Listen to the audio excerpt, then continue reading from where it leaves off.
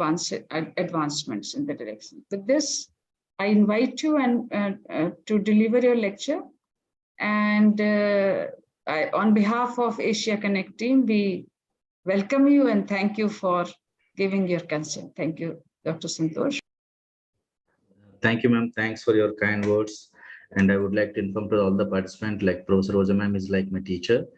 And she always consistently support all youngsters. Like I am one of the member in her team.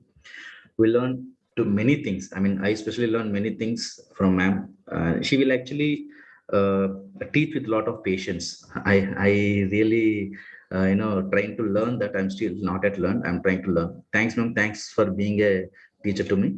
Thank you very much. Hello, participants. Good evening to everybody. Due to some network issue, I would like to stop my video. Whenever we will have one-to-one interaction, then I will again switch on this video. Yes, meanwhile, if you have any doubts, meanwhile, if you have any doubts, any queries, please put it in the chat box. Thank you. Today we would like to discuss on some basic crisp of object detection concepts. And then slowly we will drive this particular object detection concepts to the different applications where how differently or how innovatively we can use these concepts and strengths of this particular object detection. So as we already studied that image classification problem. So in the image classification problem, as you can able to see on the left side, for this particular entire image, we would like to take one single decision, what that particular image is, or what class this particular image is belongs to. Maybe this particular image is a cat, right? But if you try to analyze even more in deeper, that this particular decision, are we going to take for a particular pixel or for the entire image? In the image classification task, we are trying to take a final decision, that is a label or a output or a ground truth. This ground truth or label is purely depending upon the overall information which is present on a given input image, but not on the particular pixel, right? This is a small difference between the image classification and other tasks. Now, as you can able to see it here, the left side is an input image.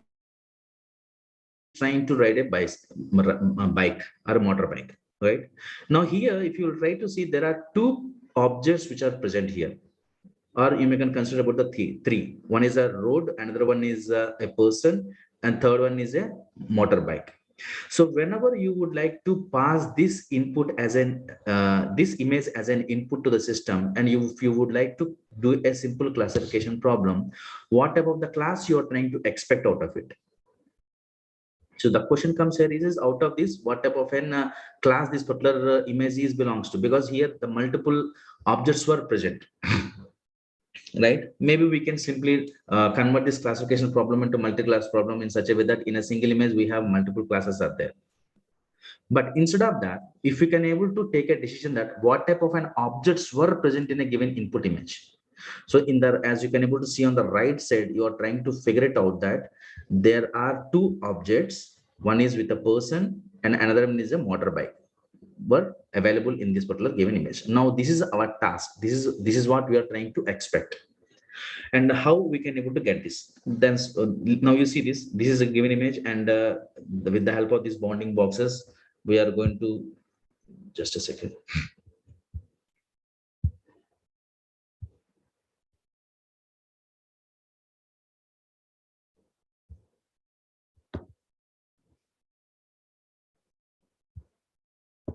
Okay, fine. Okay, so this is my image, and with some X algorithm, you are expecting that and the number of objects are present in this image is your target. Now you have run some algorithm, some XYZ algorithm. These are all the objects with some bounding boxes. You might be got it.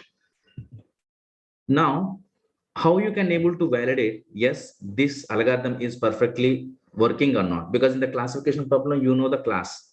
So class is a ground truth, right? Similarly, for the object detection, also we have some different type of labels or ground truths are present. That is also with respect to bounding boxes. That means in this particular object detection concepts, not simply following a basic image classification problems, but of course, yes, we are going to use some concepts of classification, but at the same time, with the help of these bounding boxes, we are going to calculating the model performances. That means here the bounding boxes also in the ground truths also in the bounding box, as well as the predicted outputs also shown in the bounding boxes. This is what our ultimate targets for object detection concepts. Now, if you try to simply observe, as I said, the previous image classification problem and object detection concepts, in the object detection, it is little bit complex than the classification problem. Why? As you can able to see in this object detection, we will have a multiple output. That means we need to get different number of outputs we are expecting from a single image. Maybe in this case, three cat and two dogs were present. That means two different classes are present. Or you can consider about three different breeds. You will have the three different objects are present. That means need to output variable number of objects per image, and at the same time, this each object and its positioning of that particular object in an image is also important in the object detection concepts. Maybe you might be wonder that why we need to be worried about this positioning or position of the object. Let's take an example that there was a self-driving car where the multiple cameras were present. If you simply going to train an algorithm for detecting the object but not its position, then there is an issue of met with an accident, or there may be a chance of getting collision, right? That means whenever there is an autonomous car, it also has to take a decision upon the current position of the objects and the distance of the car to the object. So not only detecting is important, but also its position is important. This position can be called as a localization. Where this particular object was present, that can be other way around, we can say as a localization of the object. So multiple type of outputs were there, need to predict what type of that particular object is, or what type of that particular object belongs to which class, as well as where that particular object is present. So wherever it is presented, we have to show the particular presence with the help of the bounding boxes. The third important factor we need to understand that whenever we are going to train our basic machine learning algorithms for the classification problems, where the image size is very small, maybe if you might be seen this in VGG16 or ResNet or any other problems, where the image size is 224 cross 224, whereas in few other applications, the image size is also 28 cross 28. So in the image classification, the small image size can also helpful for getting the proper classification result. But whereas in the object detection concepts, we need a high resolution images. The basic thing is like 800 to 600 or 800 to 800 or 600 to 600. But nowadays the research is going on with the 2000 cross 2000 also, 2K cross 2K image size also. So whenever you are going to use the high resolution images, then that means the processing time is also much higher in compare with the lower dimensional images, low resolution images. So for this object detection concepts, we need a high resolution images. Why and so slowly we will have discussion with some of the examples. So there, as I said earlier, there were some similarities between the image classification problems and object detection problems. Let's assume the given image where the single object is present. In this image, the cat is present, right? Let's try to figure it out what this particular object is. Can we able to solve this particular problem or not? Simply, we can able to run some of the classification model. Maybe here some CNN model like VGG16, ResNet, or whatever the network you would like to use it. So here we can consider some of the VGG16. The image size is M cross N, where you are going to use a couple of convolution layers with the different depth of the layers and pooling operation, the combination of pooling operations. And at the end, we can get the latent feature. The latent feature vector length is 4096. So as you might remember the VGG16, in the VGG16, the last layer features are 4096. Now, these particular 4096 features, we can use or pass to one of the software function or a sigmoid function, where this 4096 features we can make an able to get the k number of classes. Suppose if this image is on a 1000 class problem on ImageNet dataset, so this 4096 are latent feature vectors, we can pass it as an input to the fully connected layer with 1000 output neurons. So if you try to analyze this 4096, this 4096 is a representation of the entire image. It is an indirect feature representation of the entire image. And that particular entire image, you are going to pass it to 1000 class fully connected network. So where you will get the 1000 classes. Before getting this probability of these classes, either you can use the software function or sigmoid function, depends upon our need. Now, as you can able to see this, as it is a simply classification problem, we can able to get the 1000 probabilities, and simply you can take the ranking out of it, and wherever you will get the maximum rank there, that particular highest rank is belongs to whatever the class, the given input is belongs to that particular category. But our task is not only to detect the object which is present in an image, also we need to detect where that particular object is located, whether this particular cat is presented here or here or here or somewhere here, or as it is appearing here. In order to get that location, in addition to this particular training of the class, we also need to do something little bit extra, that is called box coordinate. That means we need to use this 4096 latent vector to the 4 neurons. These 4 neurons are responsible to detect the location of the object. What is this 4? Number 4 is representing. Here the number 4 is representing about the bounding box of the object. Wherever that particular in the ground truth, wherever this particular location of the object is present, that object is going to be represented with the bounding boxes. So the further numerical representation of this ground truth are height, width of the bounding box, and either center of the bounding box or one coordinate of the bounding box, that's called x comma y. As you can able to see, this x, y are the coordinates, and w is the width, and height h is the height of the bounding box. Now, in addition to this particular classification laws, we also need to train or to get some different laws, where that particular laws is going to take care about the positioning of the object. Yeah. So in order to get that particular loss, as we can treat this particular problem as a regression problem, here we are going to finding out the positions of this. We can treat this as a regression problem. So we can, in this case, we can use the L2 loss for the to finding out the location of the object, and some software function, maybe we can use it for the classification. But as you can able to see it here, from for a single image, we have two different losses, as we may not able to use as two different losses for the back propagation during the training process. So we need to comes to a conclusion that we have to use only a single loss for training this entire network. So in order to get the single loss, just we can able to simply sum up these two losses, that classification loss as well as for the L2 loss or L1 loss, what are the loss we can able to use, we can use any loss. So this combination can be called as multitask loss, because here we are trying to do the two tasks. One is for the classification problem, another one is for the regression problem.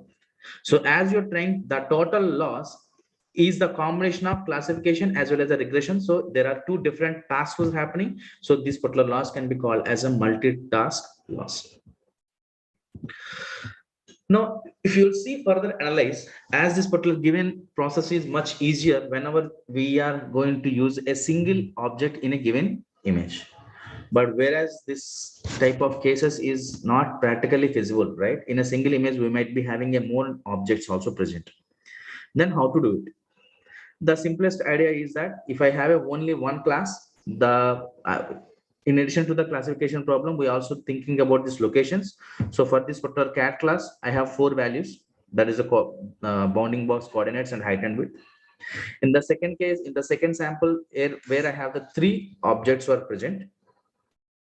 So, and 3 different positions also there. For each object, the coordinates are x comma y and height and width. Similarly, for the second object, second object, the position x comma y and the width and height, and so on. But whereas in the third case, if you try to see, whenever there is a more number of objects are present. So whenever you have a more number of objects are present, we will have the more number of representations or more number of these particular coordinates are required for trying, right? How to do this particular task? So at this one, as we knew this, as we have a four numerical values were there, or four different outputs are required for single class, or if it's a multiple objects are there, more number of numbers we need to train. How we can able to do so?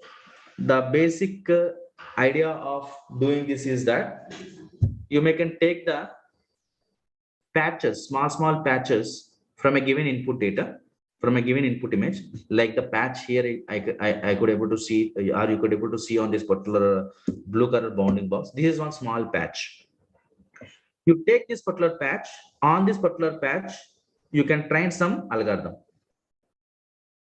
Simply, you can apply some maybe feature descriptor algorithm or CNN algorithm. Now that particular patch, it can give you that, answers what that particular patch belongs to, whether it can belongs to the background or whether it belongs to a particular class of a dog or a cat.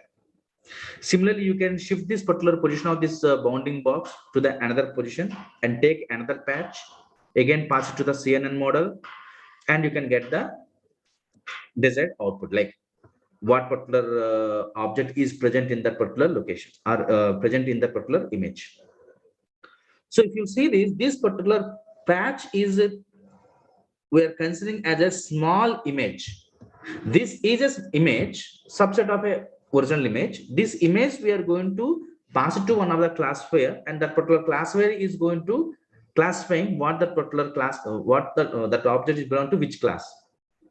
But the question comes here is that how many such type of patches to be decided here? Because here we need to decide the number of patches, right? How many number of that number of regions, or how many number of bounding boxes or small regions we require? Because it's a bit complicated problem, and this particular region, what are the region is there? For easy understanding, this particular region you can consider as a mask. As you know, the background is an image. This particular bounding box looks like something like a mask, right? Just you try to make a relation like a CNN model in the convolution operations. There was a mask which are going to move on a entire image by using some stride concepts, right? With this, we can also say this sliding window, because this is my window. This is called a patch or a mask or a region. This particular region is going to move from this region to the last region by considering all rows and columns. Now the further question comes here is that how many number of possible regions can be formed, or how many such type of boxes or bounding boxes can be formed with this particular simple approach. Because here you can able to see this is a bounding box is going to be used some height and width, but not necessarily the same bounding box shape has to be used for the entire application. The size, by varying the different in general, each image will have the different size of the objects. We have a multiple scales. Now how to do it? That means we need to use a multiple bounding boxes were required. Now by using this simple sliding window, how many number of possibility of bounding boxes can be formed? Let's take a simple example here. The given image size is h comma h cross w, where this bounding box can be represented with small h and small w, that bounding box window. So the total possible bounding boxes along the x position are w minus w is a number of rows of an image minus the path size plus 1. Similarly for the columns. But whenever we are going to apply on this entire image, we are going to get these many number of possible windows are going to be created for this particular image. Now you try to see it here. Let's try to fit this particular w is equal to 1, because the window can be 1 cross 1 also can be a possible window. Let's try to keep this w is equal to 1 and h is equal to 1. So 1 and 1 becomes 0. What else is left? W into H. That means whenever you are going to consider the window size as 1 across 1, the minimum number of bounding boxes can be possible is equal to the image size. Whereas this W will be varying from, instead of 1 to 2, the combination of filter sizes from like 1 cross 2 can also be one filter. So like that, how many different number of possibilities will be there? The maximum bounding box length will be wherever this particular window size is matching with the original image size, then I can get a single bounding box that is equal to the image size. That means each pixel I can consider as a window, or the entire image I can consider as a single window. Like this, we have many number of possibility. That representation here is that H into H plus 1 by 2 and W into W1 plus 2. Because if you simply expand this, we can able to get that the maximum size is W plus W minus 1 plus W minus 2 and so on. It is something represents like 1 plus 2 plus 3 and so on. So here it is n into n minus 1 by 2. So let's assume a simple case where I'm going to use an image size of 800 cross 600 image. There we required 558 million different particular boxes or bounding boxes or regions are feasible. Now, training a CNN algorithm on these many number of boxes are not a feasible solution, right? But of course, we may be able to get a result that is different, but it is not practically feasible.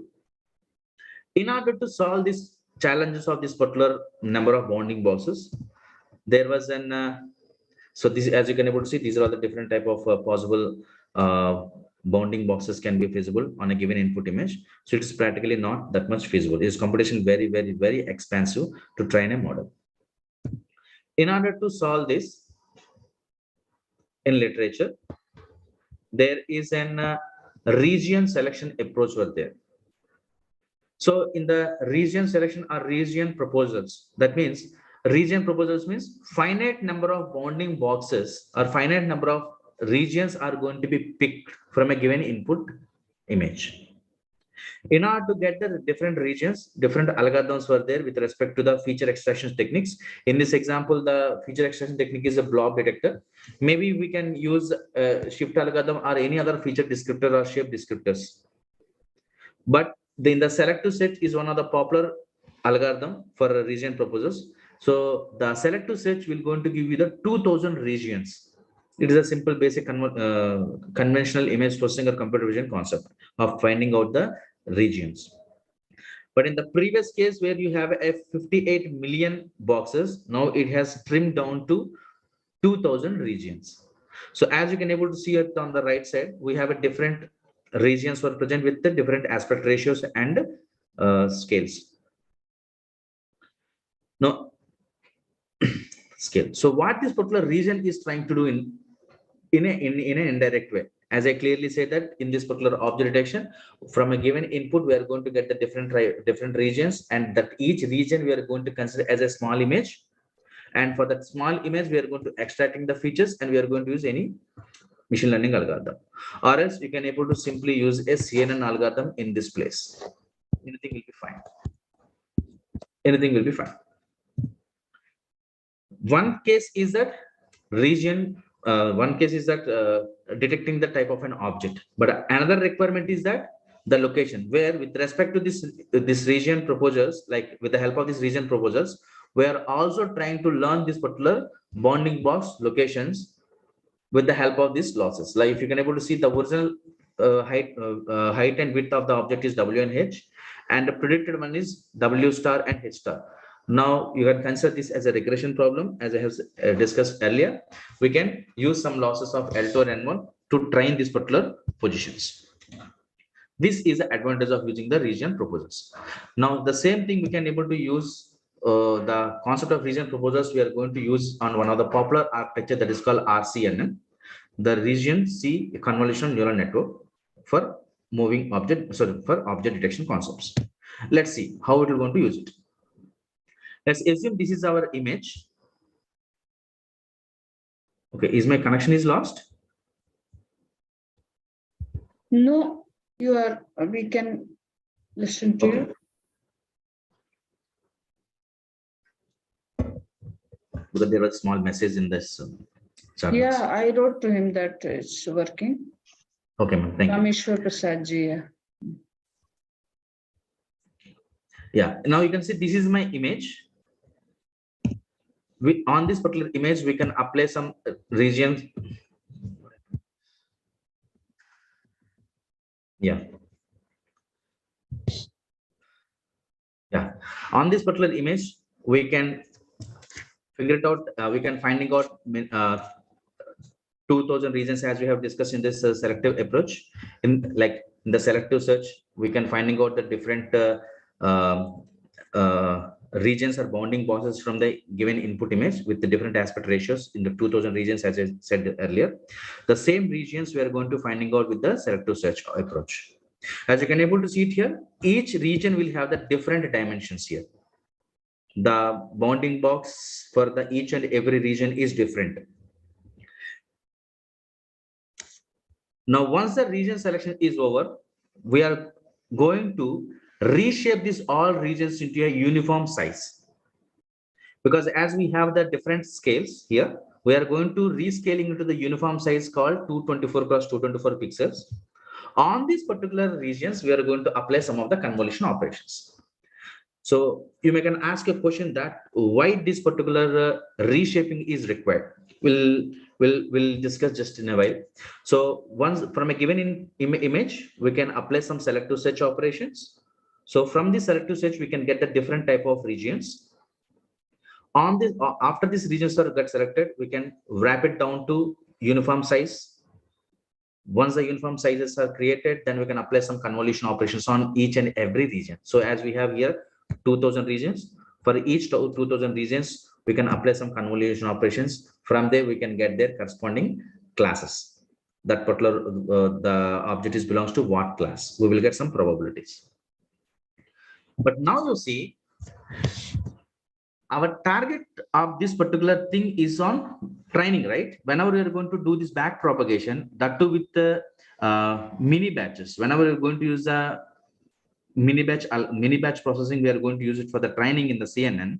As here we have a different scale of the regions were present. While calculating this back propagation, the complexities may occur. That is the reason we are going to use the uniform scales here. Upon this particular uniform scales, we are going to do the classification problem, because till this the learning can be happened, because in this region the selected regions will not have any proper learning. There is no learning is involved in this. But here, as you have a different scales with the mini batches or batch processing, it may lead to a confusion and challenging. That is the reason we can able to simply wrap it out to the uniform size filters, uniform size regions. Then we can use the CNN models.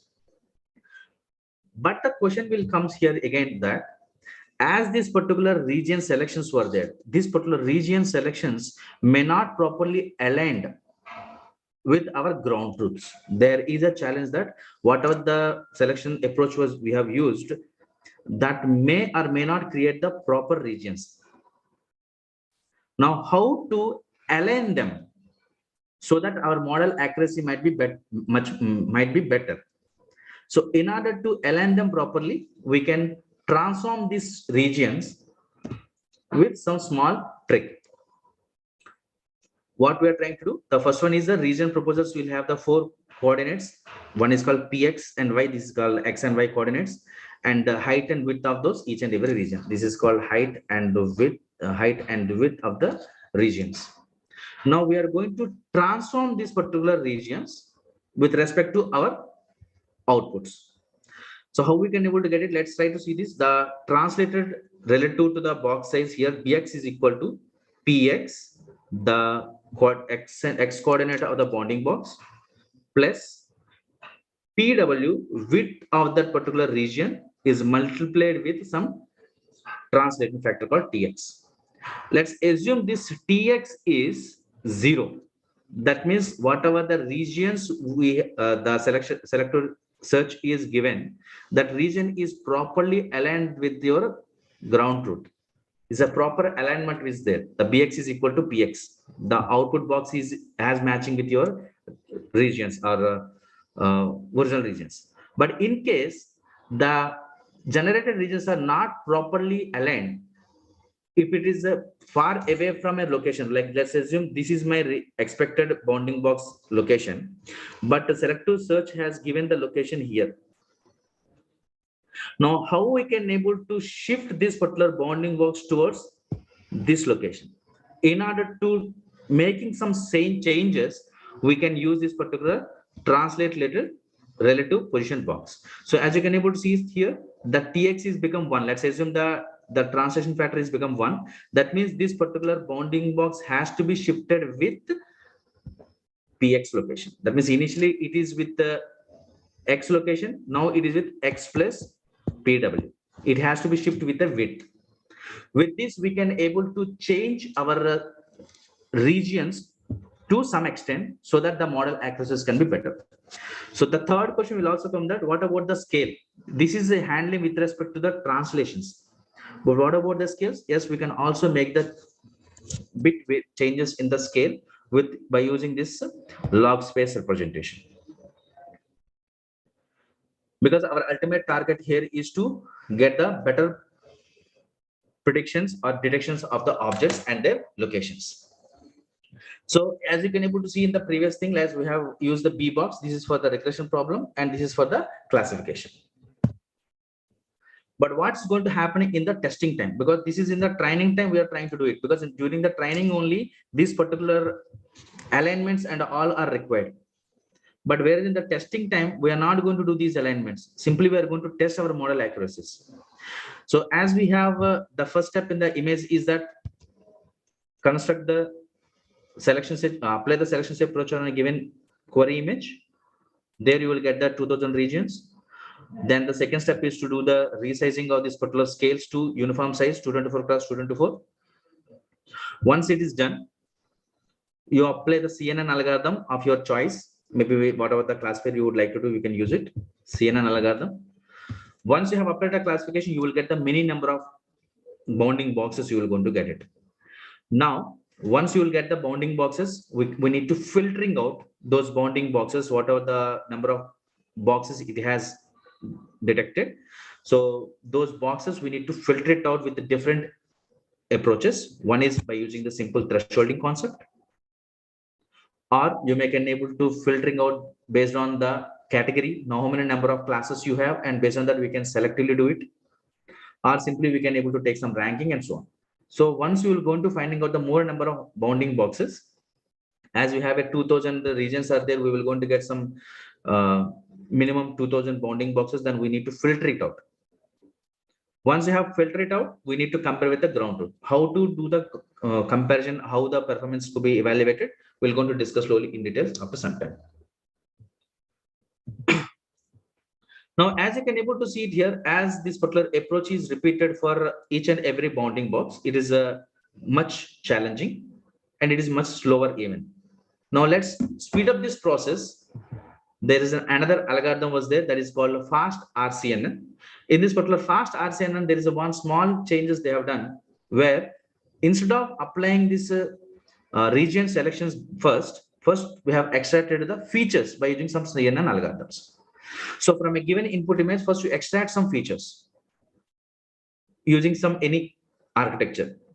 So that particular feature extraction we can consider called as a backbone features. So here the LXNet, VG16, ResNet, we can consider as a backbone features.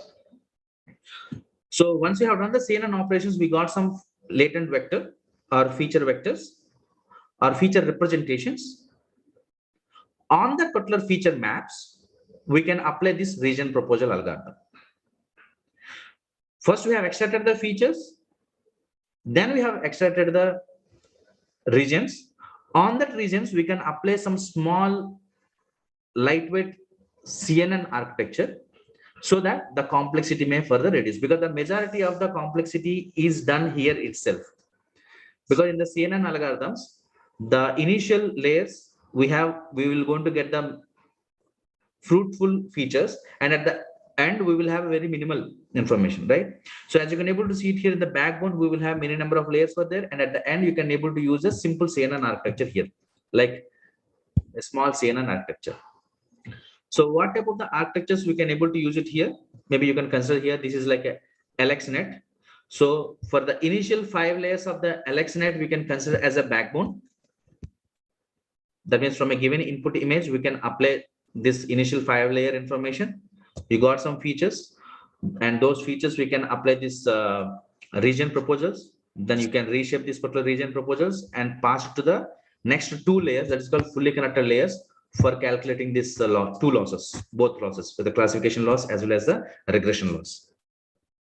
Or if you would like to use some another architecture like a ResNet, it is not restricted to be used only these architectures. You can replace this architecture as per your need. But here the purpose here is to try to extract the core features in the before, then you do this particular region selections and fine tune with some few layers, so that the major complexities will going to be reduced. But in the previous cases, for each and every region, we used to train a complete architecture, maybe VG16 or ResNet or whatever. So it leads many number of features are involved. But in this case, the majority of the part is already features have already learned. Simply we can able to use a few layers at the end.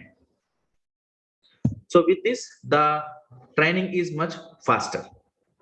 But here in the previous case, in this case, there is a small difference was there, as you can able to see it here. Yeah, as you can see the here in this image. Once the regions are proposed, on regions you're applying a CNN algorithms here, right? So the back propagation and the feature learning is happening up to here. But whereas in this fast RCNN, initially we are going to use the backbone features, then we are going to apply the region proposals. Upon that, we are going to use few more CNN layers for fine tuning to get the better recognition. But now, how we can able to handle this particular, or how we can able to crop these regions and research these regions? This is a question, because this is an image, this is a convolution operation you have applied, some features you have applied, and you got the feature maps here. So in the given input image, you have a bounding boxes. Now here we need to make a relation between these two, because in between the CNN operations were there, and upon that we have calculated these regions, right? That is what this region pooling is, a concept which is important. So as you can able to see, the given images of dimensions of 640 cross 480, as it is RGB image, the depth is 3 here. Once you have applied to one of the convolution operations where the filters are 512 filters, and upon using some downsamplings, the current feature map representation is 512 cross 20 cross 15. This is feature map. But if you try to see this feature map, a single pixel in this particular feature map will have the relation with the given input image. There is a relation. That is the reason we need to project these particular bounding boxes onto the feature maps. That is an important aspect. How to project it? So in order to project, here we can use this particular, as it's a feature map of 20 cross 15. Here we can able to select some particular region, like that is called snap to grid cells. So this particular cell, we can, whatever the features bounding box is there, that can be divided into 2 subparts, where you can with the 2 by 2 regions, as you can able to see. But this in this case, so it is called 5 cross 4 bounding box is there. Now we are trying to convert this particular 5 cross 4 bounding box into 2 cross 2. In order to convert, we can take the help of this pooling operations. So once you do this particular pooling operations, that mask is trimmed down to 512 cross 2 cross 2. But the question here is that these particular regions of 5 cross 4, where this region is 2 cross 2, this is called 3 cross 2. This is not properly aligned, right? In order to make this proper alignment, there is another concept called region of interest align. So in this region of interest align, we are trying to use an actual size of 2 cross 2. In this case, we have taken example of 5x4, but in general, we will going to consider the bound area selection as 7x7 path size. So for the 7x7, we are going to process further. Yeah. Now, what could be the advantage of this particular RCNN and faster RCNN? So as you can able to see in this particular faster RCNN, first we have done the convolutions, then we have applied the region selections, then again fine tuning to get the results. As you can able to see this RCNN and faster RCNN, there is a drastic change in the inference time. But whereas this particular value is happened because of this particular region selection, this is a traditional or conventional approach, because here the regions are not going to be learned. We are applying some algorithm and we are trying to adjusting the regions. So in order to handle this particular issue, learning of regions, there is another concept was there that is called faster RCNN model for object detections. So in this particular faster RCNN, where these regions are going to be learned with the one network. So here we are trying to proposing or predicting a regions from a given input data, instead of using some sort of traditional conventional approach. It could be a complete CNN approach. It could be a completely an end-to-end, where this model can able to predict the regions, finding the different regions, and detecting the objects and their locations properly. So in order to get these particular regions, here we are going to use a region proposal network. So let's assume here this is an image. Initially, we have applied some convolution of CNN architecture, maybe with the VGG16 you may can consider. Few layers of VGG16. Upon that, we can use this particular, we will get the feature maps. Upon this, we can able to use this region proposal network. And this region proposal network will give you the different type of regions.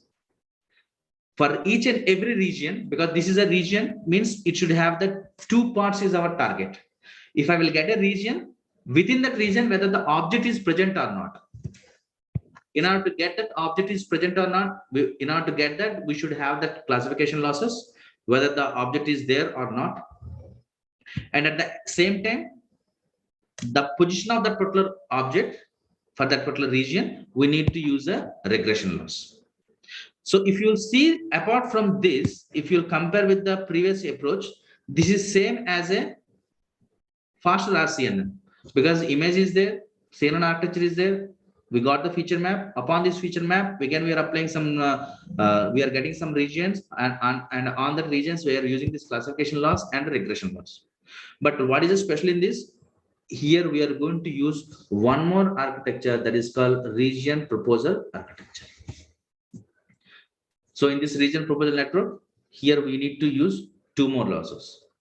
Now you see total how many losses are present in this architecture. One is classification loss for region, regression loss for region, and again classification loss for the class, and regression loss for the final location of the object.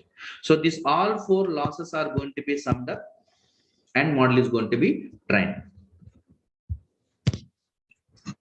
Okay, which particular part should I repeat it, please? Okay, let me repeat this question again. In this particular faster RCNN, in the previous case, as you can able to see it here, in the previous case,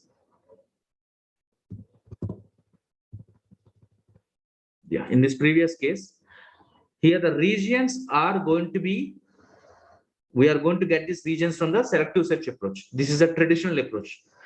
And we also discussed that this is not, we are going to learn anything. We are not going to learn. We are applying some selective search algorithm on a given input data. Here the given input data is image features. And on these features, we are applying some selective search operations so that we get n number of regions. After that, we are going to use a reshaping and do it. As the regions are not going to be learned, we are trying to aligning these regions to get the proper results. In order to get this aligning, we are going to use this particular small approach, where this particular selective search regions are not properly, might be not properly aligned with our ground truths. So we are going to adjusting this to get the better accuracies. What if, because there is a traditional approach was involved in it, what if we can get these regions with CNN algorithm itself or within the CNN architecture itself? In order to get that, in order to do that, there was a concept called, there is a concept called faster RCNN. In this faster RCNN, there is a region proposal network they have used. What is the aim of this region proposal network? The aim of this region proposal network is to finding out the regions. So it may can give n number of regions. How to reduce those regions and all, we will slowly discuss a little later. But the region proposal network here, it is going to be give some regions. How it will going to give regions? With the help of again two different specific losses, specifically for this particular region proposal network. What are those losses? Because whenever we are going to finding out a particular bounding box, here the aim is that is there any object is present or not? How we will get that particular object or what type of the object it is, depending upon the classification loss. The second aim of this particular bounding box is that location. How we will going to get the location? With the help of these coordinates of x comma y and height and width. Okay, height and width. To get these particular generated regions, we are going to train these particular regions with the help of the two different specific dedicated losses. And in addition, we have a classification and bounding box losses is anyway required for the overall model accuracies. But you may can ask a question here that why do we require these extra classes? Because two more losses are there here, right? Do we really require that? If you will try to remove that, that could be another solution. Because initially here we are going to train one training is required for this, and separately there is another training is required for the final loss calculations. Let's try to see how these particular region proposals are going to be worked out. So from a given input image in the region proposal architecture, once you apply some CNN algorithms and you got some feature vectors or latent representation of this particular given image. So here the feature vector is 512 cross 20 cross 15. But here the 512 is the number of filters.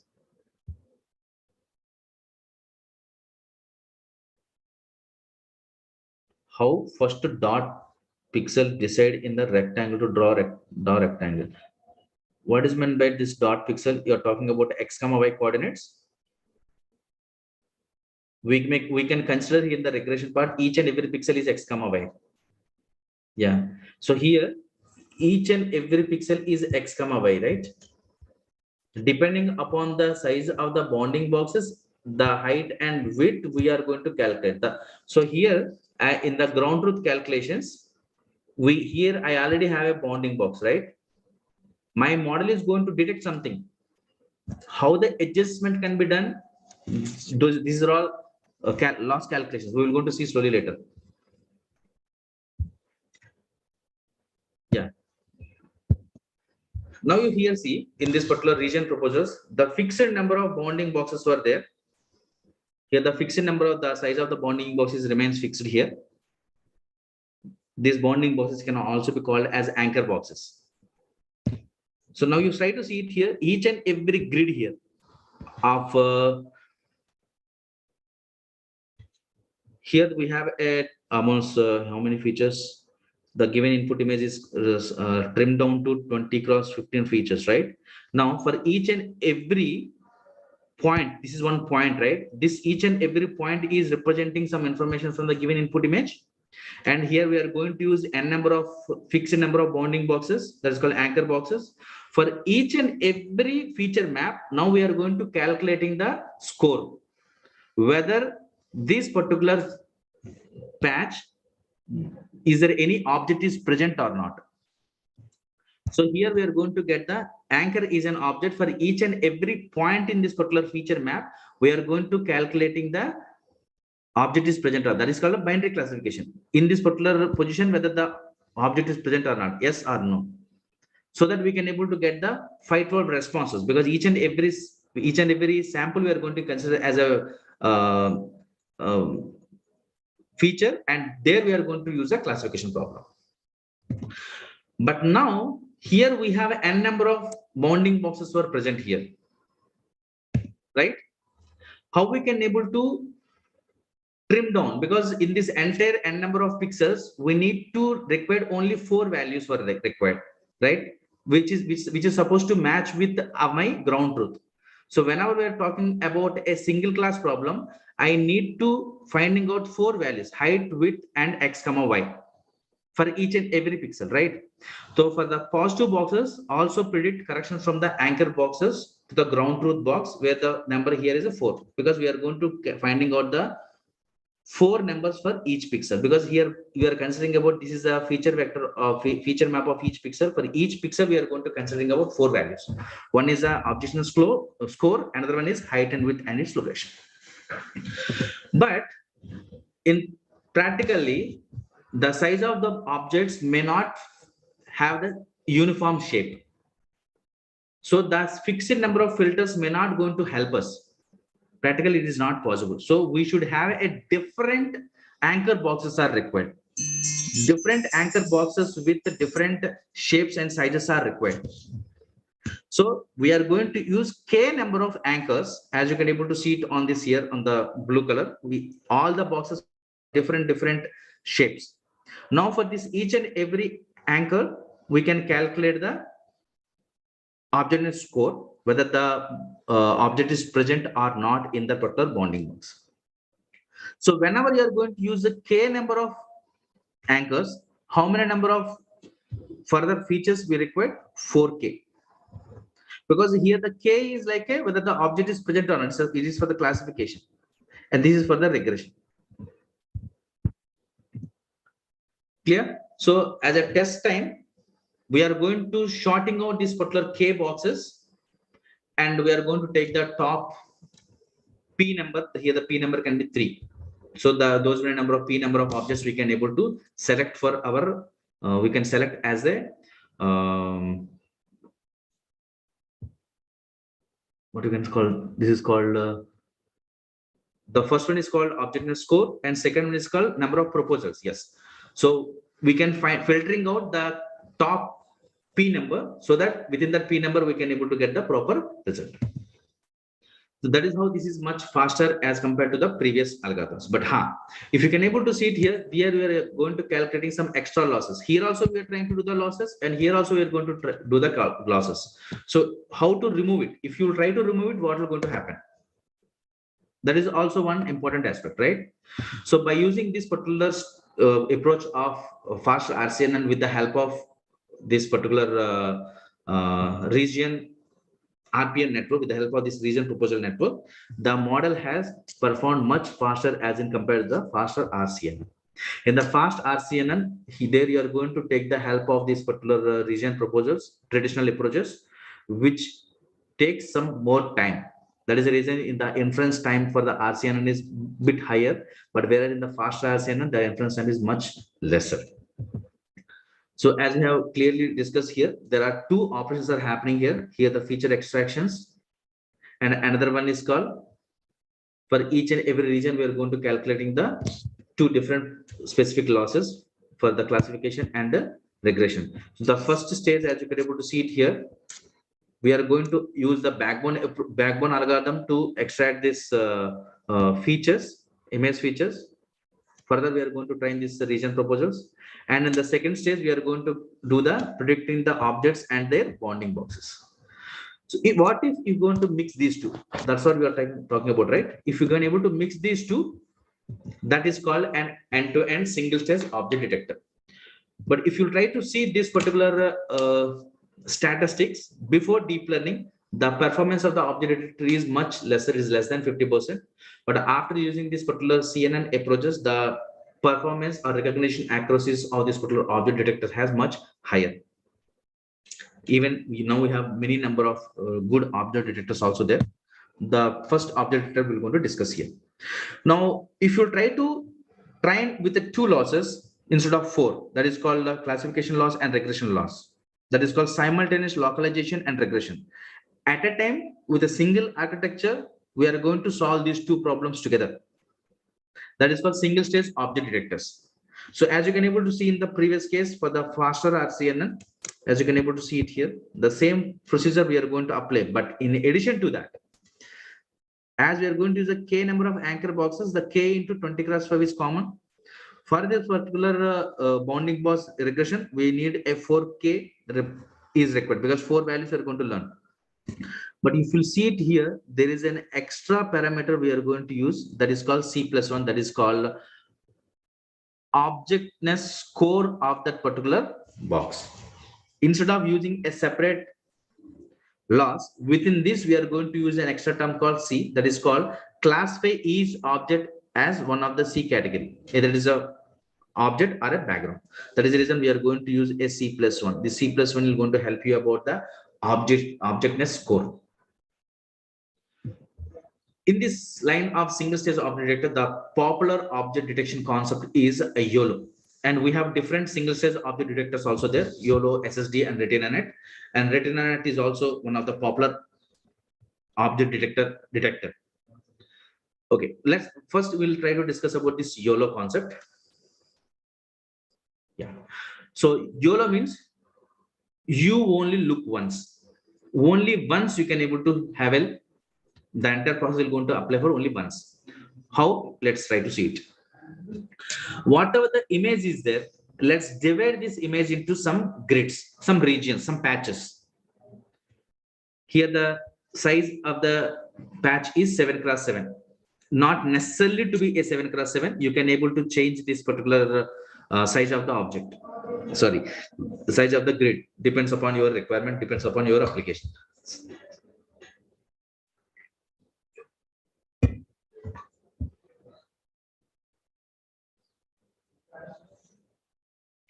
Now, as this particular, we have a 7 cross 7 grid.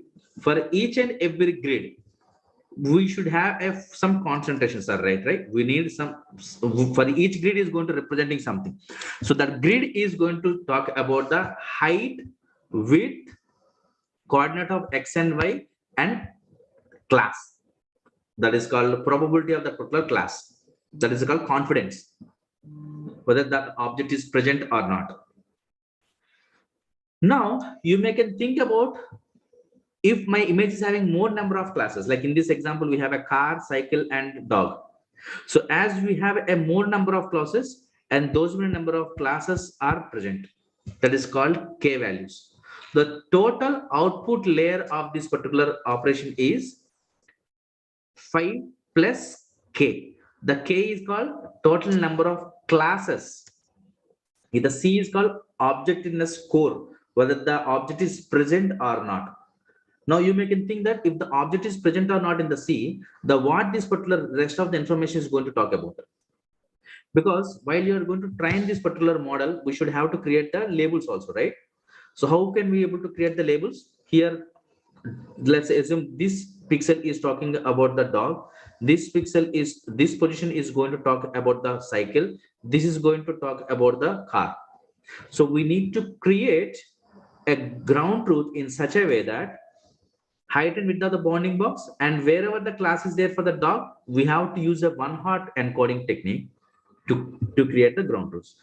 What is meant by one-hot encoding? As in this case, we have a cow, dog, and truck. Wherever the cow is there, keep it as a 1, and rest of the information will become 0. And where that particular cow was present is going to be known by the W and H. At that particular bounding box, the object is present. Yes, that score is there here. That is, we are going to get it through our during the testing process. But whereas in the training process, just we need W, H, X, Y, and labels of this particular class 1, 0, 0 for the dog. But if it is for the cow, let's say assume this is a cow is in the middle one. If it is for the truck is a third class, so you can consider by using the one class encoding with the corresponding positions of the classes and their height and width of the bounding box. We can create the labels and we can train our model. But whenever you're going to test that particular model, this objectness score will going to help us.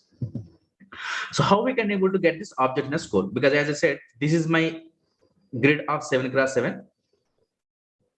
So consider a cell such that the center of the true bounding box lies in it, because this is my cell. This is my cell. Now for this particular bounding box, we are going to get some values. What is that values? W, H, X, Y, and corresponding label and object score. As I already have a ground truth to it, let's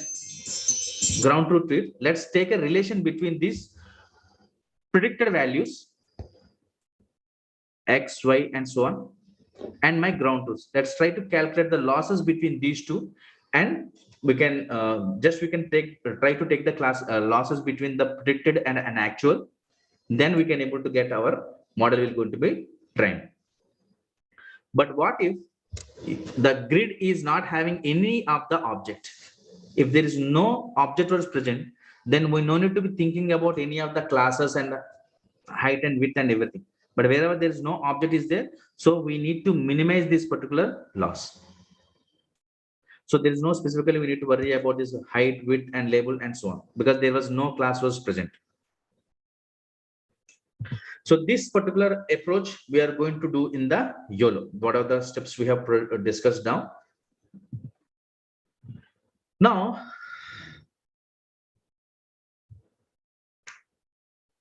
yeah.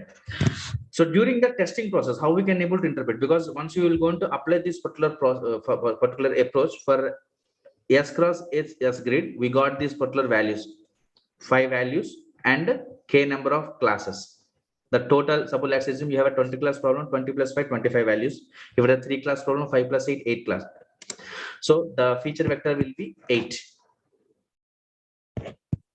1 to 8. So for each cell, we are going to calculating this confidence of the object is present or not. And at the same time, we are going to finding out the bounding box values like height, width, and their coordinates and everything. By using this particular approach of simple including this objectiveness score into this particular training process of class label and regression problem, the second stage, which is separately trained, is avoided. So now with this help of this objectiveness score calculation, we can able to get the much better accuracies, and it is also faster because there is no second stage was involved. So YOLO is the accuracy mean average precision of YOLO is this one, and you can able to see the speed. But of course, yes, it is slower than the faster RCNN, but it is only single stage. Now the questions comes here is that let's assume I have a ground truth and I have my bounding box which has predicted. But in the classification, how we can able to train our model with the help of the some I have a ground truth of a class label is there, and my model is going to predicting some value. We can able to take the simply losses of L1 or L2 loss. We can able to get the training for the classification. But wherein the object detection, here we are going to do the bounding box. This is my ground truth, and my model has detected this ground truth, this area as a object. Now, how we can able to calculate whether my model is properly able to get the result or not? See, in order to do that, we are going to take the help of this intersection over union. How we can able to calculate this intersection over union? The green box is a ground truth where the actual object is present, but whereas this blue part is where my model has detected there the object is there. Now we are going to see that what overlapping between these two, how much of the regions it is going to be overlapped. So this, based on this region, we can calculate this intersection over union, that is called area of intersection upon area of union. Let's assume this intersection between these two are completely overlapped. Completely 100% is overlap. That means the area of union is equal to the area of intersection. That means the IOU become 1. That means 100% match is there. But wherever these two, the model has predicted bounding box here, but the actual ground truth is here, which is shown on the green color. Where this intersection is 0, so there is no intersection was there. So the IOUs become now 0. That means the values of IOUs are between 0 to 1. Sir, when the object is far as compared to the nearby object, how accurately YOLO object detection? What? When the object is far as compared to the nearby object. I mean, you are talking about the two objects are there in image and they are very far to each other, far from each other. Okay, whenever there is a two different objects were present, we have a we are going to calculate. Wait, we are going to calculate this particular divided this image into this region, right? So we are going to convert this into each grid. 7x7 is a grid. For each grid, we are going to calculate this particular W, H, and L and confidence objectness score. So let's assume there is an object here and there is an object here. This particular object is belongs to these grids. This object is belong to these grids. Because we are going to calculate in this approach for each and every grid. Whenever two objects are far to each other, then the problem is not this is not a problem. But whenever the objects are overlapping, then the problem may come. Yeah. So now you see here, two objects are overlapped. So with the help of IOU, we can able to finding out the model accuracy, like how accurately the model has predicted. Let's see here, in this case, this is a randomly created. So in this case, the intersection over union is 0.54. So almost the model has detected. Let's assume the IO is much higher.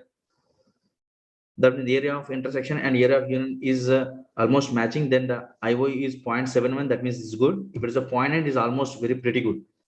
So generally, we will not get 100. IO is 1. It is not generally feasible. If we get it, then it's a perfectly good algorithm. Now the second question comes here is whenever the two objects are there here and there will be an overlapping of the regions for there.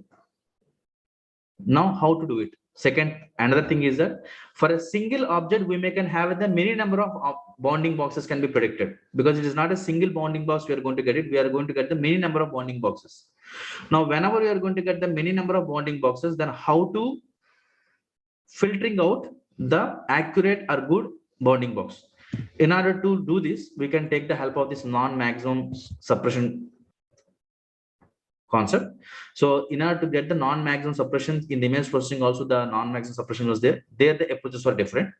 So here one of the basic non-maximum suppression is, out of these 4 bounding boxes or n number of bounding boxes, we can get the IOU value. So here the first bounding box is called 0.9, second one is 0.75, something like we have a different values for them. Now out of these 4, let's try to pick the highest value. So in the highest IOU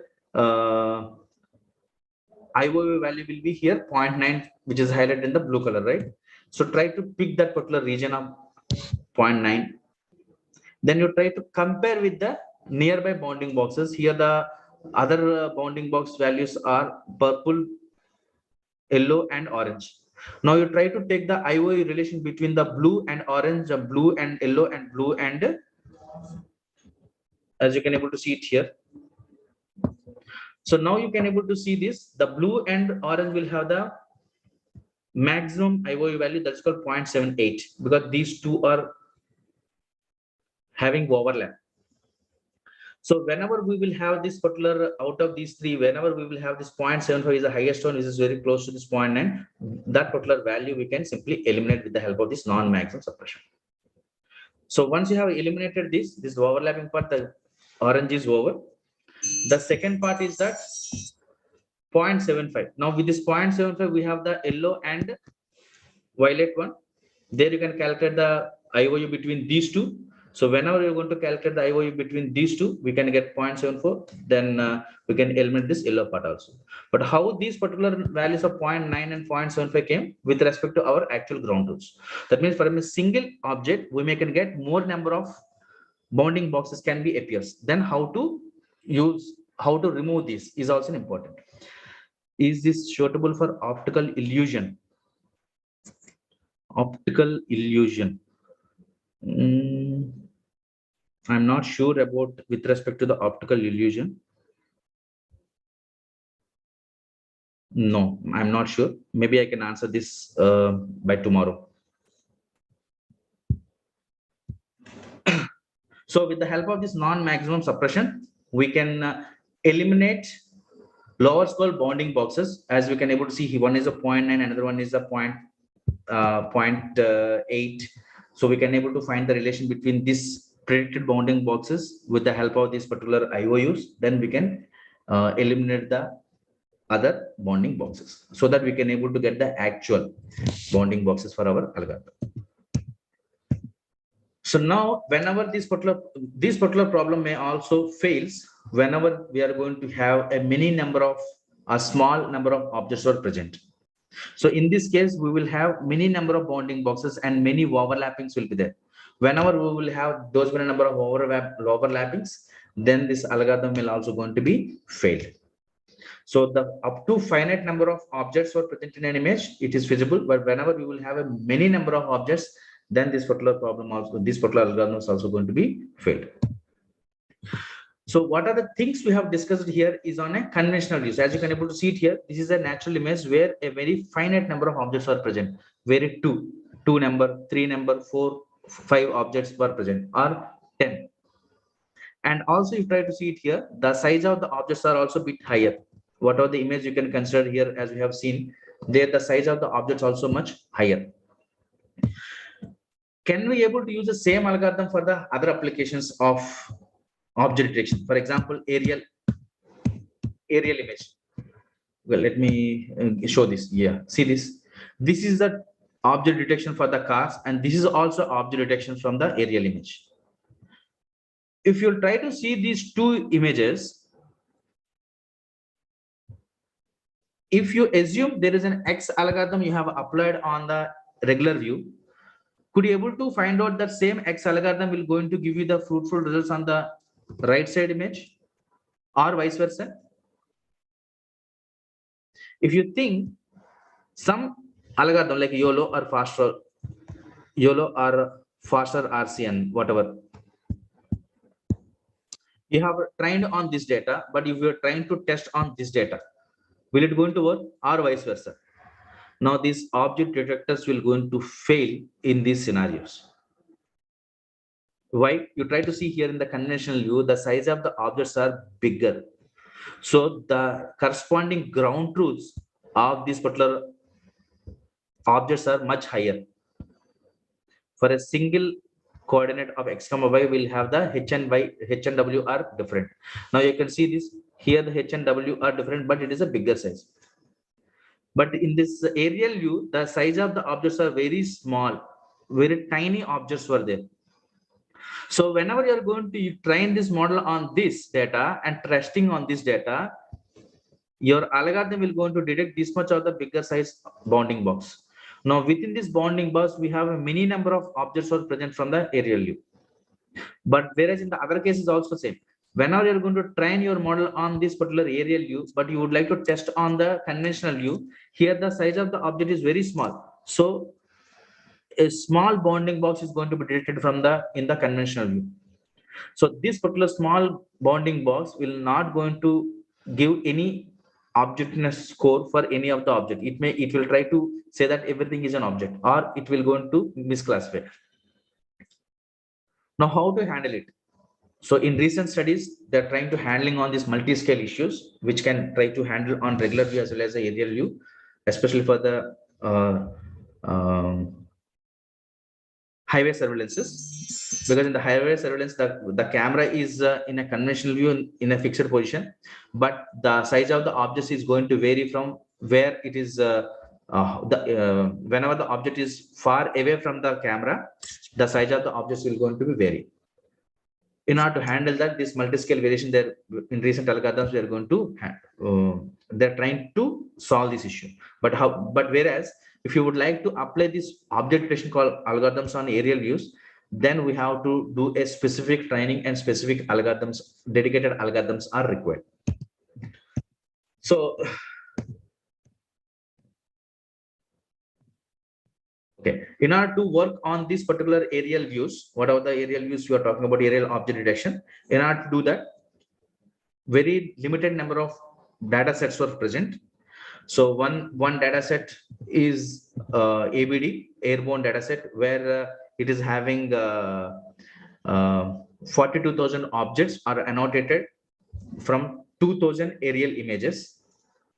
So you can ask that what type of how to do the labeling.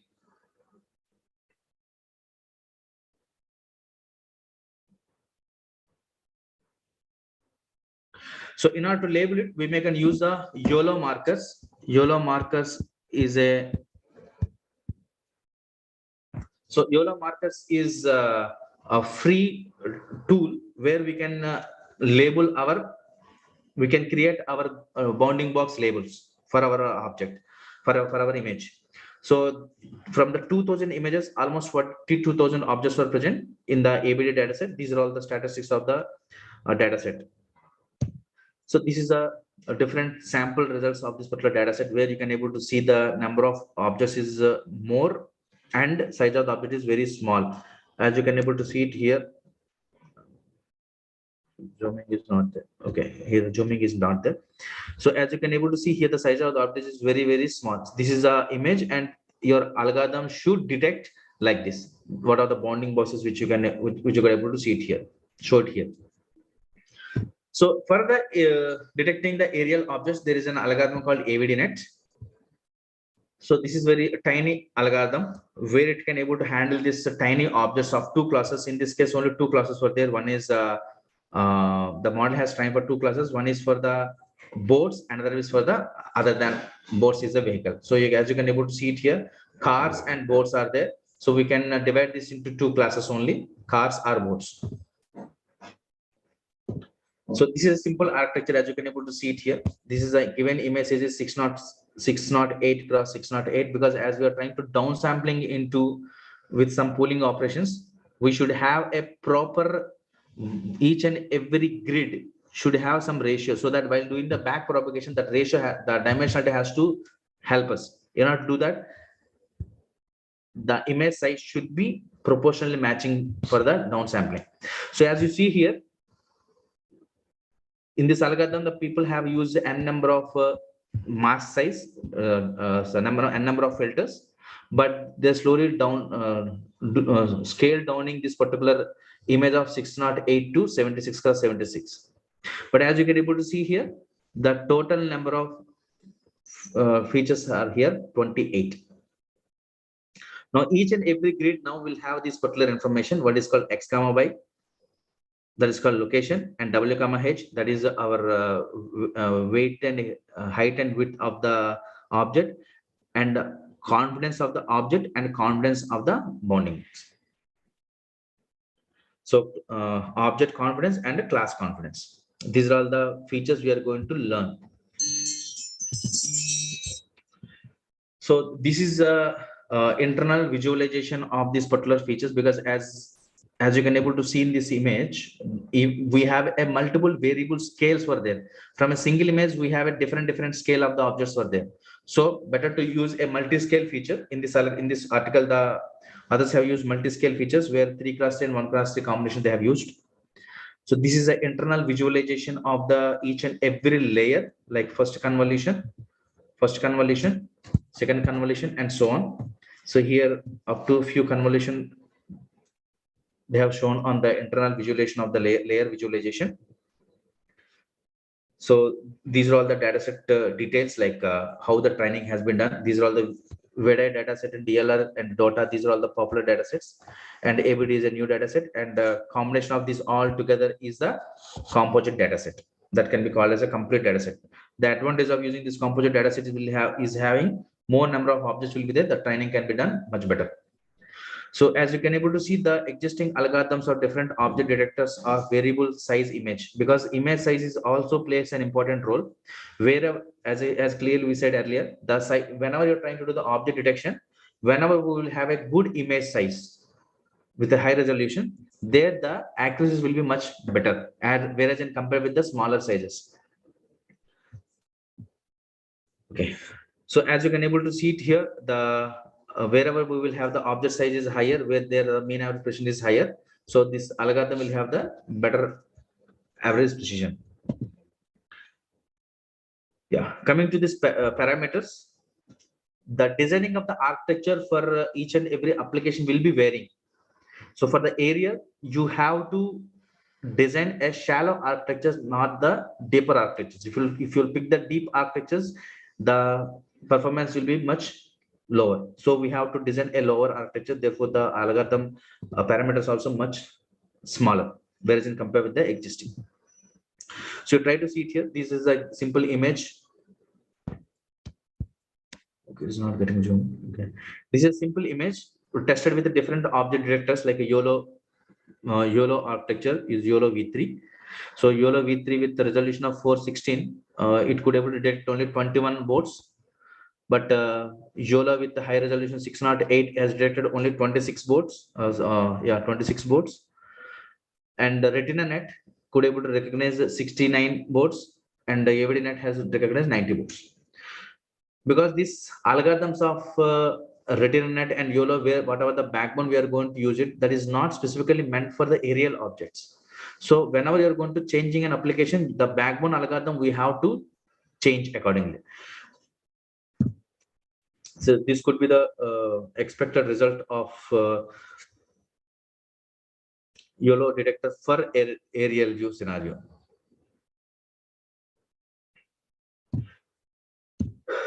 Now, the same object detection concepts we can also utilize for some different applications, because we knew this object detection means there is an image. From an image, the number of objects can be detected, right? But the same concept, the intuitions of these object detectors can be also be applied on different applications. Maybe you can consider here. So this is one application, moving object detection, where the traditional style of model training is binary pixel-wise binary segmentation approaches. This is a ground truth. This is a ground truth. Now, creating such type of ground truths are very challenging for the change detection algorithms. But how to get a robust results for customized data? So the alternative solution is with the bounding box. Bounding box creation is much easier than the pixel-wise binary segmented responses. So we can easily able to create the ground truths with the help of the bounding boxes. The YOLO markers are different platforms we have, publicly available platforms, open sources. We can create the ground truths. Then how can we use this particular concept of ground bounding box and object detection concepts for moving object recognition? Let me give you one example. This is in order to prove that concept. One data set is there. CDNet 2014 is a popular data set for change detection. The data has set is relabeled with the bounding boxes. The total number of labels here are around, this is also around 40,000 labels. Now we try to see it here. In this entire algorithm, a RetinaNet object detector has used. This is called RetinaNet. And this RetinaNet is a backbone. In this particular RetinaNet, the concept of ResNet 50 is a backbone model is used. Because in the RetinaNet, ResNet 50, the others have used. You may can replace this ResNet 50 with whatever the CNN architecture you would like to. That is all up to us. So in order to prove this bounding box is much helpful than the pixelized binary segmentation, this is one algorithm called motion rec, where you can able to see here from a temporal sequence, because this is on a video. From a temporal sequence, we can apply CNN algorithm to reduce the feature vector length, because of the 50 number of frames, as it is a time series data, it has to trim down to single frame. So in order to reduce to single frame, the architecture is TDR, that is called temporally depth reductionistic block. So by considering the temporal time information, we are going to reducing these 50 features to a single feature, a single frame. Okay, there is another session. Okay. Okay, fine then. Just briefly, I will explain this with some another applications maybe tomorrow. We can take the 5 minutes for any discussion. If you have any queries, please discuss. You may can put it on the chat box.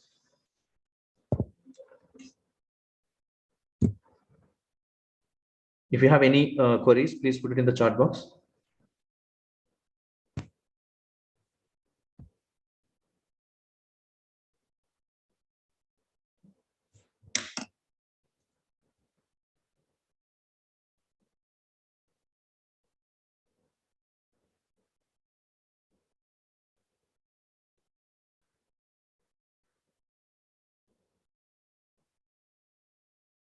Perhaps you have been interacting with the participants, so they have no specific queries. Participants, if you have any queries, please feel free in asking.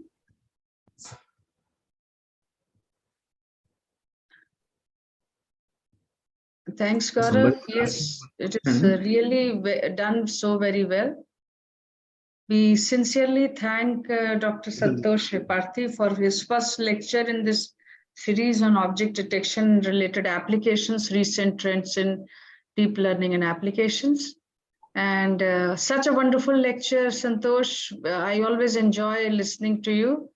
And every time I find a different, something new in your slides, and that's wonderful.